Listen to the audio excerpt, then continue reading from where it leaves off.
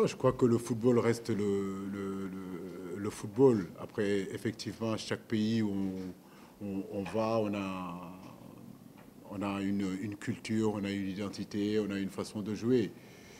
Mais je crois qu'en Afrique, il y a des paramètres qu'il faut prendre en considération. Je le dis souvent, c'est qu'il y a la chaleur pour ces jeunes joueurs-là qui n'ont pas l'habitude de jouer sur des températures qui avoisinent les 35 degrés, 45 degrés.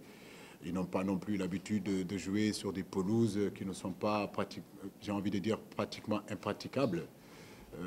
Mais tout ça, c'est un état d'esprit qu'il faut avoir pour venir jouer en Afrique. Donc, c'est pour cela, parfois, je m'amuse avec eux de leur dire, mais ils me disent, mais coach, il fait trop chaud. Je leur dis, mais qu'est-ce que vous voulez? On est en Afrique.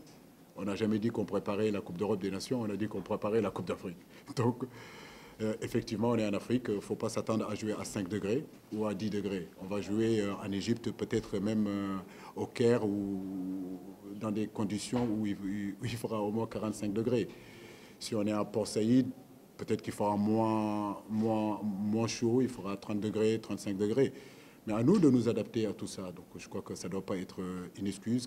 Dès lors, on vient ici, dès lors, on vient en Afrique pour honorer le maillot de l'équipe nationale. Nous devons nous adapter, à ces exigences-là. Et c'est vrai que c'est des exigences qui sont importantes. On peut voir souvent de très bons joueurs évoluer en Europe, réussir en Europe et arriver ici.